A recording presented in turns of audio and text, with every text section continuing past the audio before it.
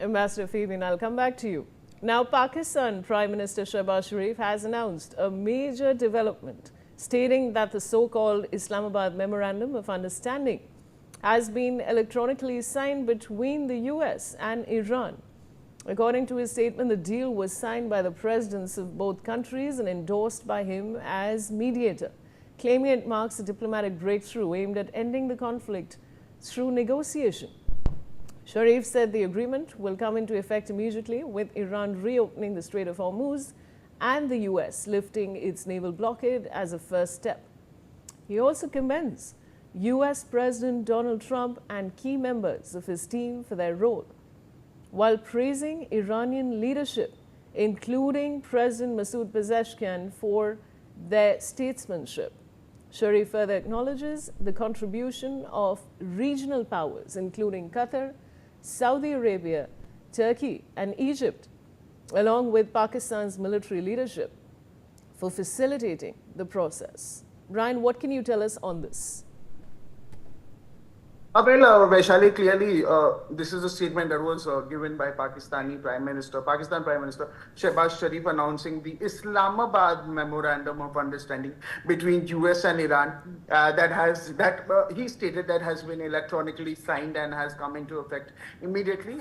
He's given a detailed 5-para statement where he described the agreement as a historic diplomatic achievement and said that the signing reflects the commitment of both Washington and Tehran to a peaceful resolution of the conflict. According to him, the first immediate measures under the agreement would include the reopening of the Strait of Hormuz by Iran and then lifting of the US naval blockade. Not only that, Shehbaz Sharif also congratulated Donald Trump for pursuing diplomacy and praised the effort of senior American negotiators, including J.D. Vance, Special Envoy Steve Witkoff, and also acknowledged Iranian President Masoud Pezeshkian and Iran's leadership for choosing dialogue over confrontation. Not only that, he thanked Qatar, Turkey, Egypt for supporting the mediation process and credited Pakistan's military leadership, particularly Field Marshal Asim Munir, for playing a role in facilitating negotiations. And this is now likely to even generate significant diplomatic discussion as details of the mediation efforts and the role of regional players continue to emerge. Yes. All right. I want to go back to Ambassador Fabian. Ambassador Fabian, now Pakistan, the mediator. Just that, Ambassador Fabian, how do you see that?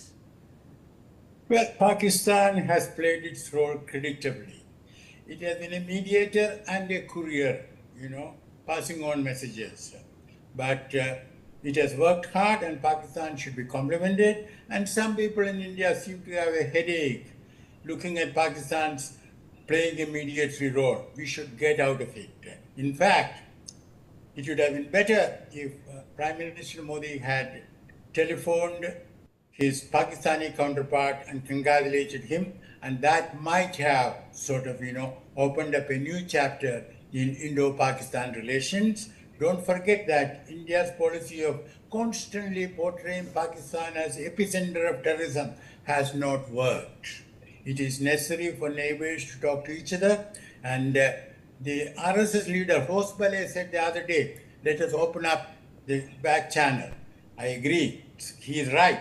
But why not the front channel? Why can't India take the initiative to send the high commissioners back to each capital and talk to Pakistan? While talking, of course, India can take a firm line.